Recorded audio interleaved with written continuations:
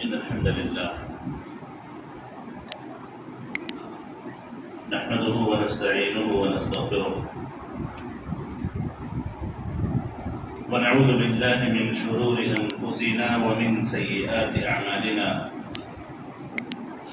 من يهده الله فلا مضل له ومن يضلل فلا هادي له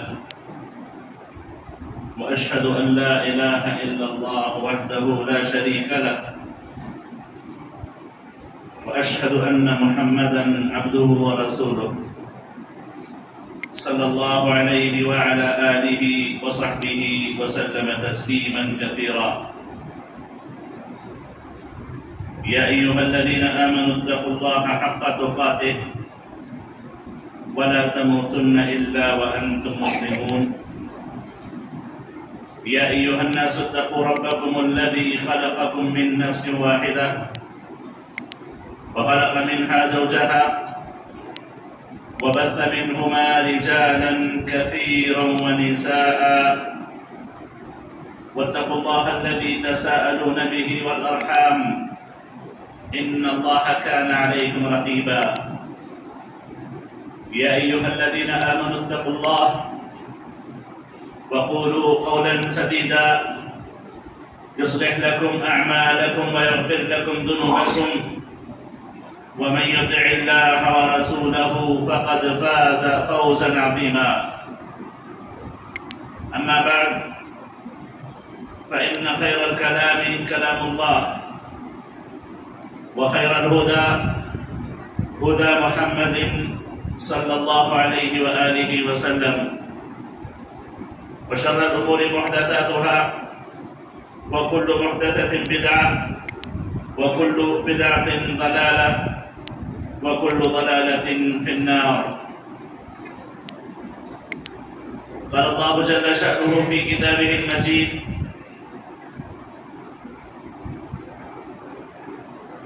وقال ربكم ادعوني أستجب لكم وقال جل شأنه في مقام آخر يا أيها الذين آمنوا توبوا إلى الله جميعا وتوبوا إلى الله جميعا لعلكم تفلحون. قابل احترام حاضرین جمعہ، معزز خواتین ملت، تمام تعریفیں، بڑائی، کبریائی اسی اکیلے اللہ کے لیے لائق و زیبا ہے جو مسلسل ہم پر اپنی نعمتیں، رحمتیں نازل فرماتے جا رہا ہے. اسی کے فضل و کرم کا احسان ہے کہ الحمدللہ آج سے ہم ماہ شعبان میں داخل ہو چکے ہیں. شعبان کی آج پہلی تاریخ ہے. بس گنے چنے دن ہیں یا پھر کچھ گھڑیاں، کچھ گھنٹے ہیں، جس کے بعد وہی اللہ تعالیٰ کی عظیم نعمت ماہ رمضان عنقریب ہے کہ امت مسلمہ پر داخل ہو جائے. معزز حاضرین، دن تو بڑی تیزی سے گزرتے جا رہے ہیں. زندگی ایسے ہی تمام اور مکمل ہوتی جا رہی ہے.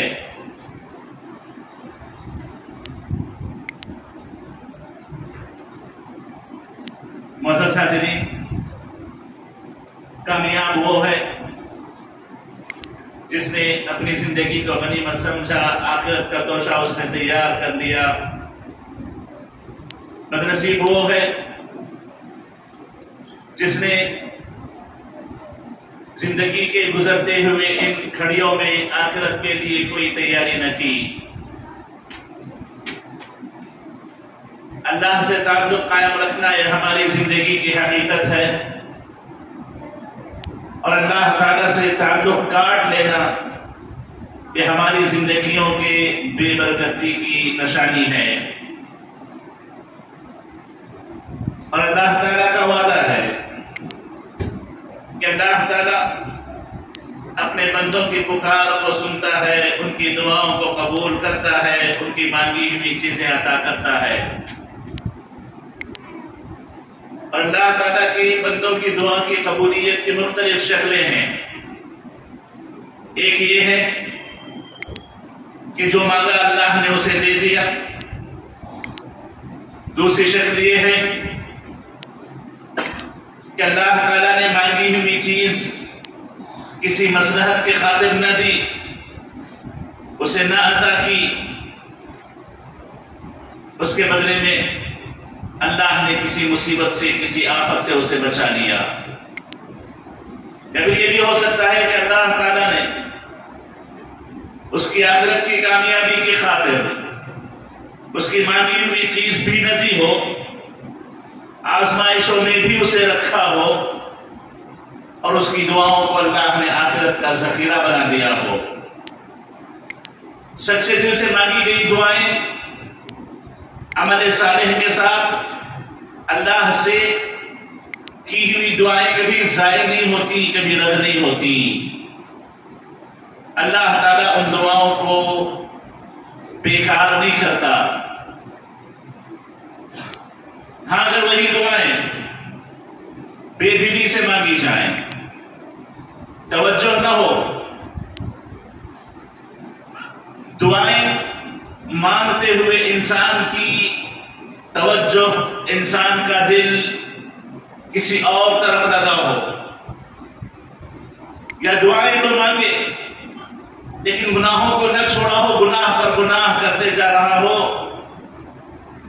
یا دعائیں تو مانگے لیکن گناہ کے چھوڑنے کا کوئی ارادہ نہ ہو، معفوف دعائیں تو اپنی زبان سے وہ کہتا رہے، سید الاستغفار بھی وہ پڑھتا رہے، لیکن اپنے گناہوں کو اس نے گناہ کبھی محسوس ہی نہ کیا ہو، گناہوں پر کبھی اسے شرمندگی ہی نہ ہوئی ہو، تو ایسے حالات میں دعائیں قبول نہیں ہوتی۔ اللہ تعالیٰ بندوں کی دعاؤں کو رد کر دیتے ہیں، دعائیں قبول نہیں کی جاتی۔ اللہ تعالیٰ چاہتا ہے کہ پوری توجہ کے ساتھ آپ اللہ سے مانگیں، بے توجہی سے مانگی ہوئی دعائیں قبول نہیں ہوتی۔ اللہ تعالیٰ چاہتا ہے کہ آپ پورے یقین کے ساتھ اللہ سے دعائیں مانگیں، شک کرتے ہوئے کہ قبول ہوں گی کہ نہیں ہوں گی، ایسی دعائیں اللہ قبول نہیں فرماتے۔ اور اللہ تعالیٰ ایسی دعاؤں کو پسند کرتا ہے جس میں انسان نے گناہوں سے اپنے آپ کو بچا لیا ہو، مکمل طور پر اپنے آپ کی حفاظت کرنے کا پورا پختہ عہد کر لیا ہو۔ دعائیں قبول اسی وقت ہوتی ہیں جب یہ تمام اخلاق و آداب دعا کے لحاظ میں رکھے جائیں۔ معزز حاضرین، لیکن بڑے افسوس کے ساتھ ہم میں سے اکثر ایسے ہیں کہ ہم تو دعائیں مانگتے ہیں اللہ تعالیٰ سے، لیکن ہماری دعائیں قبول نہیں ہوتی۔ اور ہمیں یہ بھی جاننا چاہیے کہ دعا در حقیقت ایک عبادت ہے۔ آپ اللہ سے مانگتے ہیں، اللہ سے مانگنا ایک عبادت ہے۔ آپ اللہ سے کچھ طلب کرتے ہیں، اللہ سے طلب کرنا ایک عبادت ہے۔ اپنی تکلیف اللہ کے سامنے آپ رکھتے ہیں، اپنی تکلیفوں کو اللہ کے سامنے بیان کرنا ایک عبادت ہے۔ معزز حاضرین، دعا در حقیقت عبادت ہے کہ بندہ اللہ تعالیٰ کی طرف متوجہ ہو کر اللہ سے کچھ مانگتا ہے۔ علماء کرام نے دعاؤں کی قبولیت کے جو اسباب ہیں وہ سب بیان کیے، شروط بیان کی، آداب بیان کیے، احکام بیان کیے کہ دعائیں کب قبول ہوتی ہیں، کیسے قبول ہوتی ہیں، اللہ سے کیسے مانگنا چاہیے، اس کے آداب کیا ہیں، اس کے تقاضے کیا ہیں۔ یہ تفصیلات اپنی جگہ پر ہیں، وہیں پر علماء کرام نے اس کا بھی ذکر ضرور کیا ہے کہ دعائیں بعض اوقات قبول نہیں ہوتی۔ اس کے اسباب کیا ہیں، اس کی وجہیں کیا ہیں، اسی پر میں آپ کے سامنے آج مختصر بات رکھوں گا، 3 وجہوں کا ذکر کروں گا کہ دعائیں قبول کیوں نہیں ہوتی ہیں۔ سب سے پہلے تو بات یہ ہے کہ دعا کرنے والے کو چاہیے کہ وہ یہ یقین رکھے کہ دعا کا قبول کرنا نہ کرنا اللہ کے اختیار میں ہے۔ اللہ پر یقین ضرور رکھے کہ اللہ تعالیٰ یقیناً دعا ضرور قبول کرے گا، پورا یقین رکھے، پورا عقیدہ رکھے، لیکن اس کے باوجود یہ جان لے کہ اس کا اختیار مکمل اللہ تعالیٰ کو ہے۔ جلد بازی نہ کرے، مایوسی کا شکار نہ ہو۔ فرمایا نبی کریم علیہ السلام نے یستجاب لأحدکم ما لم يعجل، یقول دعوت فلن يستجب لی، جب تک کہ تم جلد بازی نہ کرو اللہ تمہاری دعائیں قبول کرتا ہے، دعائیں قبول کرتے جاتا ہے۔ جب تک کہ جلد بازی نہ کرے، یہ کہتا ہے کہ میں نے بہت مانگا اللہ سے، میں نے بہت مانگا اللہ سے، میری کوئی دعا قبول نہیں ہوتی ہے۔ جیسا میں نے کہا کہ یا تو مانگا مل جائے گا، یا کسی آفت سے آپ محفوظ ہو جائیں گے، یا آخرت کا ذخیرہ بن جائے گا۔ یہ تینوں باتیں ذہن میں رکھنی چاہیے اور اللہ سے امید رکھنی چاہیے کہ دعاؤں کے بعد بھی نہ ملے تو سمجھو کہ اللہ نے ہمارے لیے کسی اور خیر کا فیصلہ کیا ہوگا، اللہ نے ہمارے لیے کسی اور بھلے کا فیصلہ کیا ہوگا۔ یہ یقین ہونا چاہیے، ایسے نہیں دعوت فلم يستجب لی، میں نے اتنا مانگا، میں نے یہ دعائیں کی، میں نے ان سے دعاؤں کی درخواست کی، میں نے رات کے اوقات میں دعائیں کی، میں نے خدا صدقہ کر کے دعائیں کی، لیکن میری کوئی دعا قبول نہیں ہوئی۔ یہ جلد بازی اللہ کو پسند نہیں ہے۔ دعاؤں کی قبولیت اللہ کا اختیار ہے، اللہ کا اختیار ہے۔ اللہ کے اختیار میں آپ کو کوئی اختیار حاصل نہیں ہے کہ اللہ کو یہ کرنا چاہیے تھا اللہ نے نہیں کیا، اللہ کو وہ کرنا چاہیے تھا اللہ نے وہ نہیں کیا۔ اللہ وہ کرتا ہے جو بندے کے حق میں بھلا ہوتا ہے، خاص طور پر اگر ایمان والا بندہ ہو تو اللہ تعالیٰ اس سے محبت بھی کرتا ہے، اس کی دنیا و آخرت کی کامیابی کے راستے بھی اس کے لیے مہیا کرتا ہے۔ معزز حاضرین، دیکھیے یہ بڑی بدنصیبی ہوگی کہ انسان دعائیں مانگے، جلد بازی سے کام لے، دعا کے قبول نہ ہونے پر مایوس ہو جائے، اس وجہ سے دعائیں قبول نہیں ہوتی۔ اور ہم میں سے اکثر کا یہ حال ہے، ہم میں سے اکثر کا یہ حال ہے، دعائیں کرتے ہیں، جب قبول ہوتی ہوئی نہیں لگتی تو حلال و حرام کی تمیز ہمارے پاس نہیں رہ جاتی، جائز و ناجائز ہم نہیں دیکھتے، جو چیز ہمیں چاہیے ہوتی ہے وہ اگر ہمیں صحیح راستے سے نہ مل رہی ہو، غلط راستوں کو اختیار کرتے ہیں، غلط راستوں سے حاصل کرنے کی کوشش کرتے ہیں۔ یہ جلد بازی ہے، یہ جلد بازی ہے۔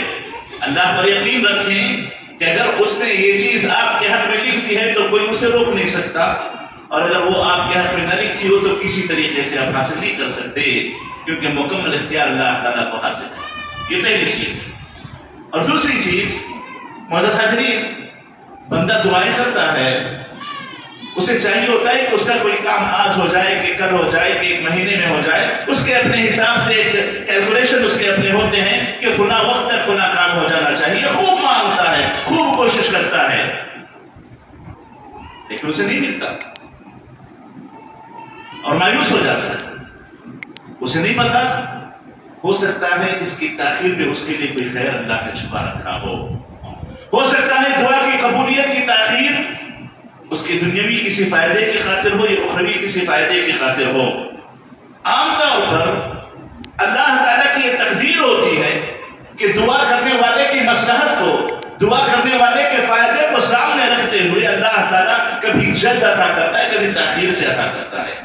یہ اللہ کی مصلحت ہے، یہ اللہ تعالیٰ کا علم غیب ہے جو اللہ جانتا ہے کہ آج ملے گا تو بندہ کیا کرے گا، کل ملے گا تو بندے کے ساتھ کیا ہوگا۔ یقین رکھنا چاہیے، یقین رکھنا چاہیے کہ اللہ تعالیٰ ضرور سنے گا، تاخیر ضرور لیکن ملے گا ضرور۔ یقین ہونا چاہیے اللہ تعالیٰ پر۔ اسے کہتے ہیں کہ دیر ہو جائے تو ہو جائے لیکن اندھیر نہیں ہوتی۔ دعائیں مانگنے والوں کو کچھ دیر ہو جائے تو ہو جائے لیکن کبھی اندھیرے کا شکار وہ نہیں ہوتے۔ تو معزز حاضرین، یاد رکھیں، بعض اوقات اللہ تعالیٰ وقت پہ کوئی چیز آپ کو عطا نہ کرے تو اللہ نے اس کی تاخیر میں آپ ہی کا کوئی آخرت یا دنیا کا کوئی فائدہ رکھا ہوگا۔ بعض اوقات ایسے ہوتا ہے کہ انسان نے تمام کوششیں کر لی، دعائیں مانگ لی، بس ایک قدم ہے کہ وہ چیز ہو جائے، سامنے سے ہٹ جاتی، وہ چیز نصیب نہیں ہوتی۔ حدیث میں آتا ہے نبی کریم علیہ السلام فرماتے ہیں کہ اللہ تعالیٰ جان بوجھ کر اس بندے اور اس کی حاجت کے درمیان کوئی آڑ بنا دیتا ہے. جان بوجھ کر اللہ تعالیٰ بندے اور اس کی حاجت کے درمیان کوئی آڑ بنا دیتا ہے، یہ سمجھانے بتانے کے لیے کہ اس میں آج تمہارے لیے کوئی خیر نہیں رکھا ہے، کوئی بھلائی نہیں رکھی ہے. بھلائی یہ ہے کہ تم اللہ پر یقین رکھو، انتظار کرو، صبر کرو، جلد بازی کے شکار نہ ہو جاؤ. اور ہر بندہ اپنی اپنی زندگی میں اگر اللہ نے اسے عقل دی ہو، سمجھ دی ہو، ذرا غور و فکر کرے تو وہ سمجھ جائے گا کہ اللہ تعالیٰ نے جب کسی دعا میں تاخیر، دعا کی قبولیت میں اللہ نے تاخیر کی ہے تو کتنا فائدہ اللہ نے اس کے لیے رکھا ہے. اگر ہم اپنی زندگیوں پر غور کریں تو بہت سے واقعات میں ہمیں پتا چلے گا کہ ہاں اگر وقت سے پہلے ایک چیز مل جاتی تو ہم نقصان کا شکار ہو جاتے، ہم نقصان کا شکار ہو جاتے، یہ نقصان ہمیں ہو جاتا، خدا گھاٹا میں اٹھانا پڑتا. کہ اللہ کا کرم ہے، اللہ کا فضل ہے کہ اللہ نے اس میں کچھ تاخیر کر دی تو ہمیں فائدہ ہو گیا. یہ بھی ایک سبب ہے کہ جس کی وجہ سے اللہ تعالیٰ نے کچھ چیزیں کچھ دنوں کے بعد رکھی ہوتی ہیں. اور تیسری چیز دیکھیے، ہماری دعائیں قبول نہ ہونے کا ایک بڑا سبب یہ نافرمانیاں اور گناہ ہیں جو ہماری زندگیوں میں کثرت سے ہیں. کثرت سے گناہ یہ ہماری دعاؤں کی قبولیت میں بہت بڑی آڑ بن جاتے ہیں. عمر بن خطاب رضی اللہ عنہ نے کہا ہے بالورع عما حرم اللہ یقبل اللہ الدعاء والتسبیح، کہ اللہ نے جو چیزیں حرام کی ہیں اس سے بچو گے تو اس کے بدلے میں اللہ تعالیٰ دعائیں بھی قبول کرے گا، عبادتیں بھی قبول کرے گا. دعاؤں کی قبولیت بھی، عبادتیں بھی حرام سے بچنے میں ہوتی ہیں. اور ہم اپنی زندگیوں پر غور کریں تو بڑے افسوس کے ساتھ میں ہوں کہ آپ ہوں، بہت سے حرام چیزوں کا ہم ارتکاب کرتے ہیں. صبح شام ہماری زندگیوں میں حرام کافی شکلوں میں، کافی صورتوں میں، ہماری اپنی زبان میں، ہمارے اپنے معاملات میں، ہمارے اپنے گھروں میں، ہمارے اپنے بیوپار میں حرام بڑا داخل ہے. اور جب حرام داخل ہوگا تو دعائیں کہاں سے قبول ہوں گی؟ دعائیں کہاں سے قبول ہوں گی؟ سلف صالحین کہا کرتے تھے لا تستطيع الاجابه وقد سددت طرقها بالمعاصي، کہ تم دعاؤں کی قبولیت میں جو تاخیر ہوتی ہے اس کو تم برا مت سمجھو، بڑا مت سمجھو. تم ہی ہو جنہوں نے دعاؤں کی قبولیت کے راستے کو بند کر کے رکھا ہے. پھر مانگتے ہو اللہ تعالیٰ سے یہ چاہیے وہ چاہیے، تم نے راستے بند کیے ہیں. دعائیں تو قبولیت کے لیے ہوتی ہے، اللہ دعائیں قبول کرتا ہے. اللہ اپنے وعدے میں پکا ہے، وہ کہتا ہے کہ ادعونی استجب لکم، پکارو مجھے میں تمہاری پکار سنوں گا. روزانہ رات کے آخری تہائی حصے میں آسمانی دنیا پر آ کر کے آواز لگاتا ہے کون ہے جو مجھ سے مانگے میں اسے دوں، کون ہے جو مجھ سے مغفرت طلبنے میں اس کی مغفرت کر دوں. روزانہ آواز لگاتا ہے. وہ اللہ کے دعائیں قبول نہیں کرے گا؟ کیا وہ اللہ معاف نہیں کرے گا؟ کیا وہ اللہ آپ کی مانگی ہوئی چیزیں عطا نہیں کرے گا؟ ہم نے راستے بند کر کے رکھے ہیں، ہم نے راستے بند کر کے رکھے ہیں، ہم ظالم ہیں، ہم نے اپنے آپ پہ ظلم کیا ہے. یہی سلف نے کہا وَقَدْ سَدَّدْتَ طُرُقَهَا بِالْمَعَاصِي، گناہوں کے ذریعے تم نے دعاؤں کی قبولیت کا راستہ بند کر کے رکھا ہے تو دعائیں کہاں سے قبول ہوں گی؟ اسی وجہ سے ہم دیکھتے ہیں کہ ہماری اپنی انفرادی زندگی ہو، ہماری اپنی گھریلو زندگی ہو، بڑی مشکلیں، بڑی آفتیں، کہ آفتوں کو چھوڑے، مشکلوں کو چھوڑے. نمازوں کی پابندی کا نہ ہونا، نیک کاموں کا نہ ہونا، بھلائیوں میں پیچھے رہنا، زبان کا برا ہونا، معاملات میں کوشش کرنا، نیک کاموں کی توفیق کا نہ ملنا. اس کی وجہ کیا ہے؟ ہمارے اپنے گناہ ہیں، ہماری اپنی نافرمانیاں ہیں، جس کی وجہ سے ہمیں توفیق نصیب نہیں ہوتی، جس کی وجہ سے ہمیں خیر کے کام کرنے کی رغبت اپنے اندر محسوس نہیں ہوتی، کیونکہ ہم لوگوں نے اپنے راستے بند کر کے رکھے ہیں. معزز حاضرین، جب تک وہ راستے نہیں کھلیں گے، حرام کا ارتکاب نہیں چھوٹے گا، تب تک خیر نہیں ہوگا، بھلائیاں نہیں آئیں گی، دعائیں قبول نہیں ہوں گی. معزز حاضرین، ایسا ایک قول ہے، سلف صالحین سے متعلق آتا ہے. ابراہیم بن ادھم رحمہ اللہ سے پوچھا گیا ما بالنا ندعو، کیا وجہ ہے کہ ہم دعائیں تو مانگتے ہیں، مانگ رہے ہیں، فلا یستجاب لنا، ہماری دعائیں قبول نہیں ہوتی ہیں، ہماری دعائیں قبول نہیں ہو رہی، کیا بات ہے، کیا وجہ ہے؟ قال لأنکم عرفتم اللہ فلم تطیعوہ۔ اس جواب پہ غور کریں، ابراہیم بن ادھم رحمہ اللہ نے کہا اس لیے کہ تم لوگوں نے اللہ کو پہچانا تو ہے، اللہ کو جانتے تو ہو، لیکن اطاعت نہیں کرتے ہو، اللہ کی بات نہیں مانتے ہو۔ عرفتم اللہ فلم تطیعوہ، اللہ کو پہچان تو لی، اللہ کی اطاعت نہیں کی، اللہ کی بات نہیں مانی۔ وعرفتم الرسول فلم تتبعوا سنتہ، اللہ کے نبی علیہ السلام کو بھی تم نے پہچان لیا، لیکن ان کی سنتوں کی پیروی نہیں کرتے ہو، تم ان کی سنتوں کی اتباع نہیں کرتے ہو، ان کی سنتوں کی پابندی نہیں کرتے ہو۔ وعرفتم القرآن فلم تعملوا بہ، اور تم نے قرآن بھی پڑھ لیا، قرآن بھی جانتے ہو، لیکن تم نے قرآن کے مطابق عمل بھی نہیں کیا، تم نے قرآن کے مطابق زندگی کو اپنی نہیں ڈھالا۔ وَأَكَلْتُمْ نِعَمَ اللَّهِ فَلَمْ تُؤَدُّوا شُكْرَهَا، اور تم دن رات صبح شام اللہ کی نعمتوں میں ہو، اللہ کی نعمتیں کھا رہے ہو، ان کی نعمتوں کا استعمال کر رہے ہو، شکر گزاری تمہارے اندر نہیں ہے، شکر گزار تم نہیں ہو۔ وَعَرَفْتُمُ الْجَنَّةَ فَلَمْ تَطْلُبُوهَا، تم نے جنت کو پہچان لیا، جنت پر تمہیں ایمان ہے، لیکن جنت کو حاصل کرنے کے جو طریقے ہو تم نے نہیں اپنائے، جنت کو پانے کا جو طریقہ ہے، جو راستہ ہے، اس پر تم چل نہیں گئے ہو۔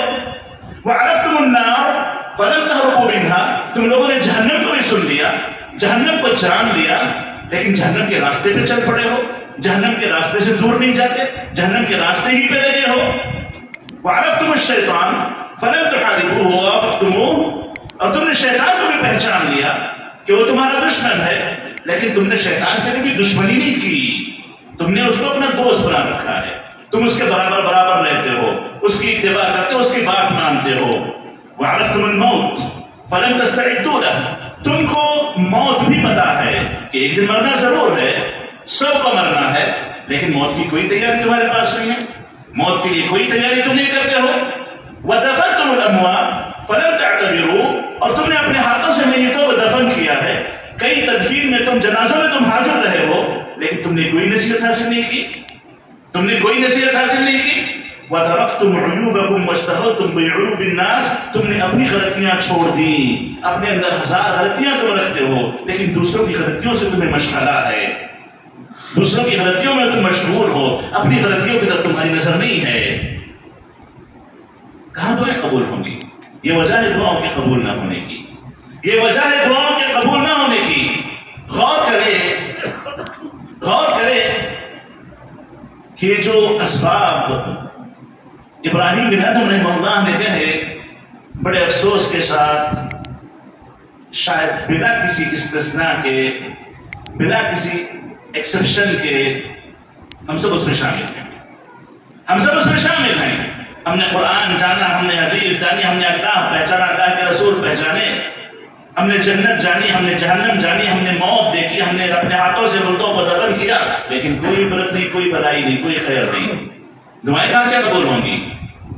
جب تک انسان کے اندر خیر نہ ہو، اپنے آپ کو سدھارنے کی سچی تڑپ نہ ہو، دعائیں قبول نہیں ہوتی۔ معزز حاضرین، اپنے آپ کو سدھارنے کی کوشش کریں۔ یہ شعبان کا مہینہ بڑا بہترین مہینہ ہے، جس کے بعد ماہ رمضان آتا ہے۔ دعائیں کریں کہ اللہ تعالیٰ ماہ رمضان تک ہمیں پہنچا دے۔ معزز حاضرین، تیاری کریں اور اپنے آپ کو سدھارنے کی کوشش کریں، حقیقی معنوں میں توبہ کریں تو اللہ تعالیٰ توبہ ضرور قبول کرتا ہے۔ معزز حاضرین، ایک اثر میں آتا ہے کہ موسیٰ علیہ السلام کے زمانے میں بہت زیادہ قحط سالی ہو گئی، بارشیں روک دی گئی، تو اللہ کے نبی موسیٰ علیہ السلام لوگوں کو لے کر کے نکلے تاکہ بارش کی دعا مانگ سکیں۔ دعا مانگی، قبول نہیں ہوئی، دعا بارش نہیں ہوئی۔ تین مرتبہ گئے لوگوں کو لے کر کے، جا کر کے دعا مانگ کے واپس لوٹے، تب بھی بارش نہیں ہوئی۔ تو اللہ تعالیٰ نے موسیٰ علیہ السلام کو یہ وحی بھیجی، انی لا استجیب لک ولا لمن معک وفیک نمام، میں نہ تمہاری دعا قبول کروں گا اے موسیٰ، نہ تمہارے ساتھ آنے والوں کی دعا قبول کروں گا، کیونکہ تمہارے اندر ایک چغل خور ہے، تمہارے درمیان ایک چغل خور ہے۔ قال موسیٰ علیہ السلام یا رب ومن هو حتى نخرجه، بتا اے اللہ کون ہے تاکہ ہم اس کو اپنے درمیان سے نکال دیں. تو کہتے ہیں غور کریں اس بات پر کہ ایک غلغور کی وجہ سے نبی کے ساتھ نبی کی قوم کی دعائیں قبول نہ ہوئی تو ہمارے اندر کون کون ہے؟ وہ کیا وہ امت کے لیے منحوس نہیں ہے؟ کیا ان کی وجہ سے امت کی دعائیں رکی نہیں ہیں؟ سلف صالحین ایسے معاملات میں یہ سمجھتے تھے کہ میں ہی وہ غلط انسان ہوں، اور انسان کو اپنے تعلق سے سوچنا چاہیے بجائے اس کے اس کے تعلق سے سوچیں. سلف صالحین کے مختلف اقوال ہیں جو یہ کہتے ہیں کہ عرفہ میں ٹھہر کر کے جہاں پر دعائیں اللہ قبول کرتا ہے، حج کے موقع پر عرفہ کے میدان میں جہاں اللہ دعائیں قبول کرتا ہے، سلف صالحین میں سے قول ہے وہ کہتے ہیں کہ شاید میں وجہ رہوں گا جس کی وجہ سے عرفہ والوں کی دعائیں ہو سکتا قبول نہ ہوں. اگر اللہ عرفہ والوں کی دعائیں قبول نہ کرے تو میں ہی اس کا سبب رہوں گا کیونکہ میں گنہگار ہوں. نیک انسان، اللہ والے انسان اپنے تعلق سے یہ سوچتے تو بجائے اس کے کہ ہم کسی اور کے تعلق سے سوچیں، اپنے گناہوں کو دیکھیں، اپنی غلطیوں کو دیکھیں، اپنے آپ کی اصلاح کی کوشش کریں تو اللہ تعالیٰ دعاؤں کو قبول کرے گا. اور اللہ کی دعا کی قبولیت کا میں نے 2 مرتبہ ذکر کر دیا. تیسری مرتبہ بیان کر دوں کہ جو آپ نے مانگا ہے اس کے قبول ہونے کی 3 شکلیں ہیں. جو مانگا ہے وہ مل جائے گا، یعنی وہ نہیں ملے گا اس کے بدلے میں اللہ تعالیٰ آپ پر آنے والی کوئی آفت ہٹا دے گا، کوئی مصیبت ہٹا دے گا.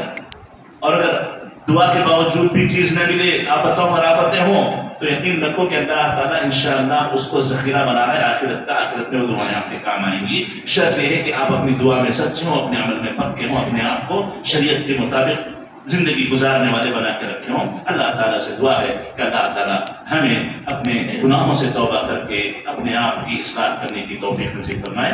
آمین. اقول قولی ھذا واستغفر اللہ لی ولکم من کل ذنب فاستغفروہ انہ هو الغفور الرحیم.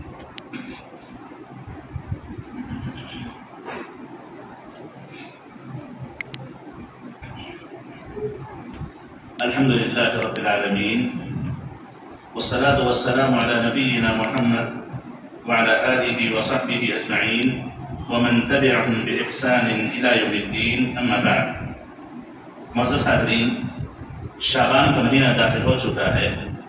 شعبان کے تعلق سے نبی کریم علیہ السلام کی سنت ہے کہ عام طور پر لوگ شعبان میں غفلت کا شکار ہو جاتے ہیں، غفلت کا شکار ہو جاتے ہیں. اور اللہ کے نبی علیہ السلام کی سنت یہ ہے کہ آپ شعبان کے مہینے میں کثرت سے روزہ رکھا کرتے تھے. جن دن کو اللہ نے طاقت دی ہے، مرد ہو کے عورت، شعبان کے مہینے میں روزہ رکھنے کی کوشش کریں. 1 تاریخ سے 15 تاریخ تک شعبان کی جتنا ہو سکتا ہو آپ روزہ رہیں. 1 2 4 6 10 12 جتنے آپ رہ سکتے ہوں. یہ آپ کے نبی کی سنت ہے، یہ نبی کریم علیہ السلام کا عمل رہا ہے. تو اس میں جہاں تک ہو سکے آپ کثرت سے روزہ رہیں، کیونکہ نبی کریم علیہ السلام سے متعلق آتا ہے کہ آپ اگر رمضان کے بعد کسی مہینے میں کثرت سے روزہ رکھتے تو شعبان کے مہینے میں آپ روزہ رکھا کرتے تھے. اور اسی طریقے سے نبی کریم علیہ السلام نے فرمایا کہ شعبان غفلت کا مہینہ ہے. لوگ غفلت کا شکار ہو جاتے ہیں، تو غفلت کا شکار ہو جانے والے دنوں میں اللہ کی عبادت کرنا یہ بڑی بات ہے. یہ اللہ تعالیٰ نیکوں کو اس کی توفیق نصیب کرتا ہے. تو آپ خیر کے کام اس میں کثرت سے کرنے کی کوشش کریں، نیکیوں کے کام کثرت سے کرنے کی کوشش کریں. ایک اور بات، اسی شعبان کی 15 تاریخ کو شب برات کے نام پر جو رات منائی جاتی ہے، اس کا کسی بھی حدیث سے، اللہ کے نبی کے قول سے کہیں کوئی ثبوت نہیں ملتا ہے. اس کو شب برات کے طور پر منانا، بڑی رات کے طور پر منانا، اس دن دعا کا اہتمام کرنا، اس کے دوسری دن روزے کا اہتمام کرنا، اس کا نہ اللہ کے نبی علیہ السلام سے کوئی ثبوت ہے، نہ صحابہ کرام سے اس کا کوئی ثبوت ہے. تو آپ ان دنوں میں خاص طور پر 15 شعبان کے روزے کو اہتمام کے ساتھ رکھنے سے پرہیز کریں.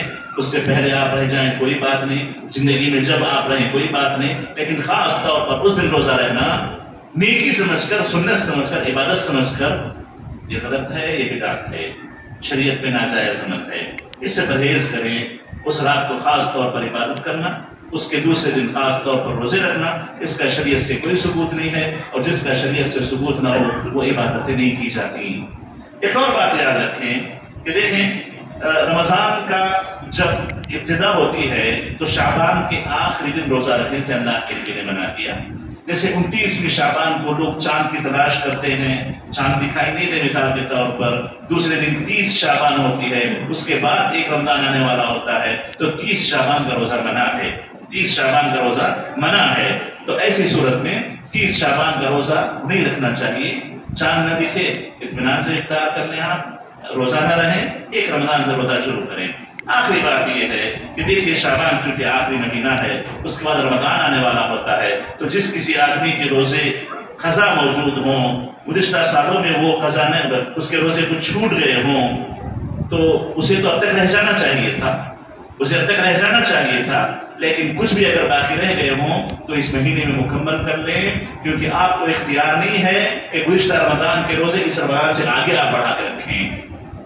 اس رمضان کے آنے سے پہلے آپ کو اپنی پچھلی پوری قضا کر لینی ہے. اور خصوصی طور پر اپنی بہنوں سے کہوں گا جن کے روزے عام طور پر ماہانہ کچھ نہ کچھ چھوٹ جاتے ہیں رمضان میں، انہیں چاہیے کہ وہ رمضان کے آنے سے پہلے اسی مہینے میں اپنے اپنے روزوں کی قضا کر لیں، تاکہ وہ اللہ تعالیٰ کے پاس بری ہو جائیں. یہ روزوں کا سوال اللہ تعالیٰ کے پاس ہوگا. اور جن لوگوں نے روزے چھوڑے ہوں ان لوگوں پر ضروری ہے کہ وہ اپنے روزوں کی قضا کر لیں. بیماری کی وجہ سے، سفر کی وجہ سے چھوڑے گئے روزے فوری طور پر قضا کر لیے جاتے ہیں، اور روزے فرض ہیں. اور جن لوگوں نے روزے نہ رکھے ہوں توبہ کریں، استغفار کریں، آئندہ رمضان سے مکمل روزے رکھیں. روزے چھوڑے نہیں جاتے، روزہ چھوڑنا ہو سکتا ہے آپ کو اسلام سے خارج کر دے، خاص طور پر اگر یہ سمجھتے ہوئے کہ ہمیں روزے کی کوئی ضرورت نہیں ہے، ہم روزہ رہتے نہیں ہیں، روزہ دوسروں کے لیے ہے. معزز حاضرین، اس قسم کی جہالت کی باتیں انسان کو نقصان پہنچاتی ہیں. یہ کچھ باتیں تھیں جو میں نے شعبان کی مناسبت سے آپ کے سامنے رکھنا چاہیے. اللہ تعالیٰ سے دعا ہے کہ اللہ تعالیٰ اس ماہ مبارک میں ہمیں قرآن کی بکثرت تلاوت کرنے، نیکیوں کے کام کرنے، خیر کے کام کرنے، روزہ رکھنے اور اللہ تعالیٰ کو خوش کرنے اور رمضان کی صحیح معنوں میں تیاری کرنے کی ہمیں توفیق نصیب فرمائے. اور یاد رکھیے، ابھی سے آپ رمضان کی تیاری کریں گے، تیاری کھانے پینے کی نہیں ہوتی، تیاری ان دنوں کے صحیح استعمال کی ہوتی ہے. اپنی مشغولیتوں، مصروفیتوں، تجارتوں کے اوقات کو رمضان میں فری کرنے کی کوشش کریں، ورنہ عام طور پر رمضان میں تجارتیں بہت زیادہ ہوتی ہیں، لوگ بہت زیادہ مشغول ہوتے ہیں، اتنا ہی زیادہ عبادتوں سے غفلت کا شکار ہوتے ہیں. تو آپ جو کرنا وہ بھی کر لیں، رمضان میں مختصر رکھیں تاکہ اللہ تعالیٰ کی عبادت صحیح طور پر اور روزے مکمل طاقت و قوت کے ساتھ رکھے جا سکے. اللہ تعالیٰ ہمیں خیر کے کام کرنے کی توفیق نصیب فرمائے اور اللہ تعالیٰ ہمیں ہر برے کام سے محفوظ رکھے. اللہ تعالیٰ ہمیں گناہوں سے توبہ کرنے کی توفیق نصیب فرمائے اور اللہ تعالیٰ ہماری کی ہوئی دعاؤں اور توبہ و استغفار کو قبول فرمائے. آمین. ربنا لا تؤاخذنا إن نسينا واخطأنا، ربنا ولا تحمل علينا إصرا كما حملته على الذين من قبلنا، ربنا ولا تحملنا ما لا طاقة لنا به، واعف عنا واغفر لنا وارحمنا، أنت مولانا فانصرنا على القوم الكافرين. ربنا آتنا في الدنيا حسنة وفي الآخرة حسنة وقنا عذاب النار. إن الله وملائكته يصلون على النبي يا أيها الذين آمنوا صلوا عليه وسلموا تسليما. اللهم صل على محمد وعلى آل محمد كما صليت على إبراهيم وعلى آل إبراهيم إنك حميد مجيد. اللهم بارك على محمد وعلى آل محمد كما باركت على إبراهيم وعلى آل إبراهيم إنك حميد مجيد. وارض اللهم عن الخلفاء الأربعة أبي بكر وعمر وعثمان وعلي وعن الصحابة أجمعين وعنا معهم بعفوك وكرمك يا أكرم الأكرمين. إن الله يأمر بالعدل والإحسان وإيتاء ذي القربى وينهى عن الفحشاء والمنكر والبغي يعظكم لعلكم تذكرون. اذكروا الله يذكركم واشكروه على نعمه يزدكم ولذكر الله أكبر والله يعلم ما تصنعون.